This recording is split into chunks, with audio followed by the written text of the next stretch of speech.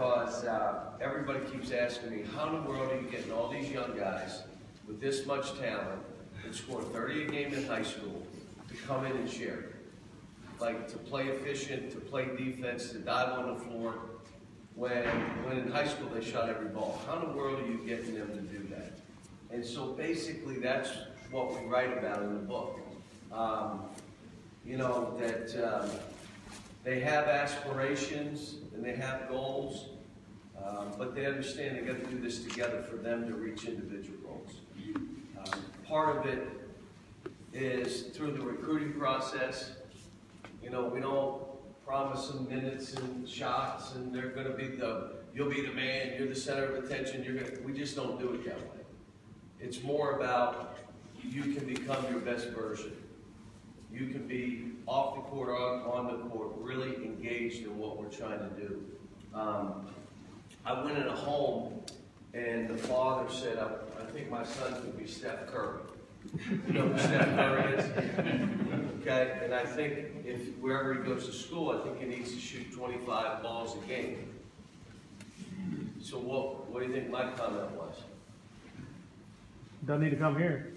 I mean, we'll start right there. If he thinks he's shooting 25 balls a game, especially as a point guard, you can't come here because you're going to be with other 7, 8 players that are really good too and deserve shots too. But I said to the father, I said, so tell me this, what if your son does this and then gets drafted by the Cleveland Cavaliers? He's going to shoot 25 balls a game? I think LeBron probably would say something. And if he didn't, Kyrie would probably say something. If he didn't, Kevin Love would probably, and Tristan is mad right now. Without your son, he's mad. So we've had 20 guys that have left after a year, and half of them scored more in the NBA their first season than they did with us. How can that be? Right now, 7% of all the baskets scored in the NBA are by our guys. That's so ridiculous. And then you think that Anthony Davis took the 4th most shots, Karl Towns the 5th most shots, Willie Cauley the 7th most shots, Devin Booker didn't even start. So again, we talk about servant leadership. Like, if you're about each other, this is an easier game. I would hope that you as fans, the stories that are in here, you'll say, I remember that, I know that. Karl Towns writes his story, Anthony Davis writes his, Devin Booker writes his. So we have some players that wrote their vision of what this was all about. So, all right, let me answer some questions. Yeah. I called you like a couple months ago. I said I should have been working on this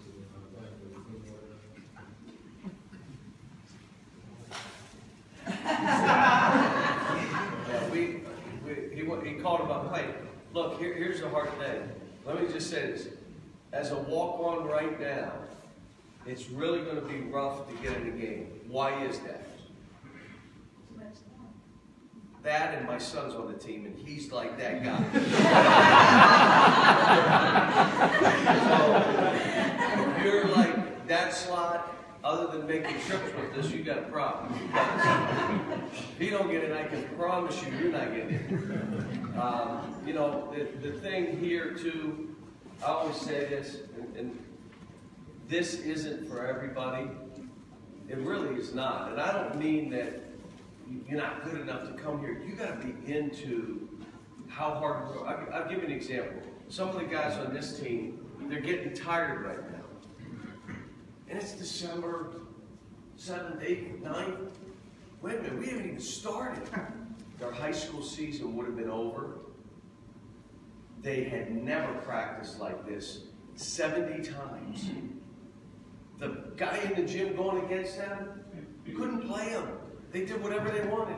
It wasn't that they didn't get coached. It was, come on in. It's all right, Coach. Come on in. Come on, Paul.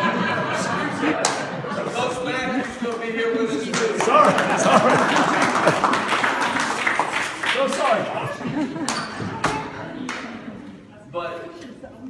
it's more about every day you come, you got another guy on the court that's just as good as you and is going to take your lunch if you're not ready. And so now these kids for the first time had to practice every day against someone good. Then every game we play is someone's Super Bowl. I say that, but you all know it's true. They come in, the chance to beat us in Rupp Arena. The coach from UCLA was a friend, said to his team, you don't realize what you just did. 50 years from now, they'll still be talking about this game and your kids will say, how did you do it?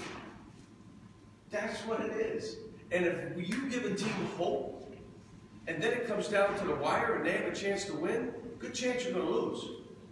That's why you don't give them hope. That's why you come ready to play. Well, that's hard every game. I know it's hard, but you chose to come to Kentucky. That's what it's like here. So that's when I say it's just not for everybody. You got to be on this. And like I had some individual meetings today with the guys, and I said, look, guys, you bought into this. You knew what you were walking into. I did. So that's all part of it. Any questions? Anything else? Yes. Do you foresee in your tenure here of us catching UCLA and passing them in championships? Because that's my goal, is to catch UCLA. You know what? If we keep getting good players, we'll have that chance. And the thing that makes it hard here, it's funny, I was just reading about John Wooden this morning and called Dale Brown, who worked for John Wooden. In 1962, John Wooden evaluated his program and came up with 3 things he had to change to win all those championships. The 3 things were, I cannot try to play 10 guys and try to play everybody. I'm playing 7. I'm not playing 8, and I'm not playing 9. I don't want to hear it. I'm playing 7 guys. If you deserve to be part of that 7, then you do it in practice. Second thing he said is, I went into tournaments and I changed a lot of stuff. And so we added new things to what we were doing instead of just sticking with what we did and what worked. Third thing is, we practiced too hard and too long. So our practices ended up being way too long, and so what I did was, hey man, we're not going that hard. We're backing up, we're keeping it the same, and I'm going to 7. We won 11 championships. And so the difference is, if I try to play 7, I'm going to have a lot of kids transfer.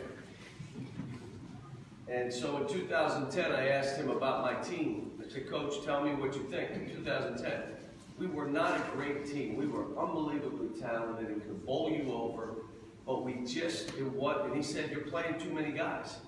And he said, but you got no choice because you'll have everybody leave. When we did it, it was different. No, they weren't transferring. They waited their turn. No one waits their turn anymore. But I would tell you that if you're up enough, you win. But you got to be up at bat. We've been up at bat. This is my 8th year, and I would hope to say 7 of the 8, if this year's team finishes, would be we had a chance. We had the bat in our hand. We're at the bat. We're in the box. And have a chance to hit a home run. And that's all you can hope for. The difference with us is we're always starting 3 and 4 freshmen. Or 5. Which we did in 14. I mean, so it makes it hard. So far, who's been your favorite player to coach this season? Go. Jason Grant. He asked me who's my favorite player. The advantage that I've had, and I've been blessed with this, my best players have always been great guys. If your best player is a jerk, you're going to deal with that. And so do the other players. And now, how do you deal with that? Do you let him be a jerk? Well, then you got to let everybody be a jerk. If you don't let him be a jerk, or you throw him off the team, and you're not good enough to win, are you willing to do that? And to be honest, there are coaches that can't do that. They'll lose their jobs. I've not been in that situation. So all my good guys, good players, have been unbelievably good teammates. And that's why Anthony Davis, 4th most shots, Michael Kidd, I can go right down. DeMarcus Cousins, who they say is crazy, he took like the 4th most shots on that team. Everybody, he's got to shoot everybody. He didn't hear it. You know, again, you know, I've been blessed. And let me say this about Kentucky. I said this when I took the job. I can recruit the best and the brightest. We've graduated 14 kids. 3 will graduate from this team. 3 graduated in 3 seasons. They all have lifetime scholarships, so they can come back when they choose to come back. Like Isaiah Frisco. What are you guys all doing? What?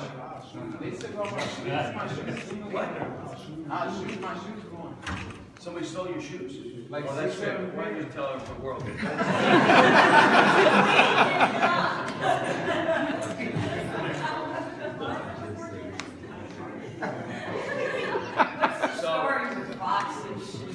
What was that? What was that? Aaron Fox and his shoes. He has different shoes on in every game. Really? He So has you pink look at it? shoes. He has What kind of shoes do I have? I didn't actually notice that. There's When I'm two looking through things. binoculars from the upper level, I see shoes. There's 2 things that I don't look at with these kids. 1 are shoes, and 2, if you told, other than my son who got a tattoo, which that's another story. I have to do with my wife. But if they have a tattoo, I'm looking at their eyes. So I'm not looking at shoes or arms or their leg or what's that on your shoulder. I don't have any idea. I never look at their shoes. So I would tell you they have fun with it. They had been wearing a white and a blue, someone told me, like opposites. And I said, well, Nike's happy. That means they got to sell shoes. So, but it's all good stuff. Anything else? Yeah. A serious question. You played the blue team like a couple years ago, and I think you said you were going to do that again. She asked me about the platoon stuff. The platoon was really hard on all of us because we didn't expect to have that many players. Some guys came back. And I've said if I had to do it over again, I would if I had to, but I don't want to. 1, it killed us in recruiting. Every coach said, you want to go there and play 19 minutes a game? Do you want to come off the bench? Do you want to do this, that, and the other? So it hurt us in that regard. But the reason I did it was because I thought I didn't want to be unfair to any player on the team. I'll give you an example. Do you start Andrew Harrison and Aaron Harrison and only play one of the guys? What if it were Tyler? So I wasn't going to play Devin? Really? He's like the next all-star. And he wouldn't have played at all because I'm only playing 7 or 8? How about this one? When Carl got here, he was behind Dakari. He was behind Willie. Will you not play him? So you didn't play the Rookie of the Year. Unanimous in the last 5 years, scored 47 in an NBA game, and you didn't play him. Really? What about Trey Lyles? So, okay, you don't play Trey Lyles. The only win that I could come up with was play them all and platoon, get them used to playing with their 5. Did it cost us a national title? Might have. Might have. But I know 6 of them got drafted. And you may say, well, I'm about winning. I'm not about these kids. Okay, what if it were your son? Well, that's different. I want him to go and go be an NBA player in the lottery pick and all that. Someone else's kid should stay in school. It was a difficult thing to do, but I think I did right by the kids. I'm going to be honest with you. I don't think any of them liked it. I don't think any of the 10 liked it. But they did it because we won every single game. No, what are you going to say? We won our first 38 games. You were going to be the guy to say something? Probably tough on the families. Families couldn't say anything. But, all right, so we can get going with this. This won't take long because, believe me, I got this down to a science. I'm going to take a picture with everybody. If you choose to, you want a picture, you can give it. They got some chairs out there. You sit down.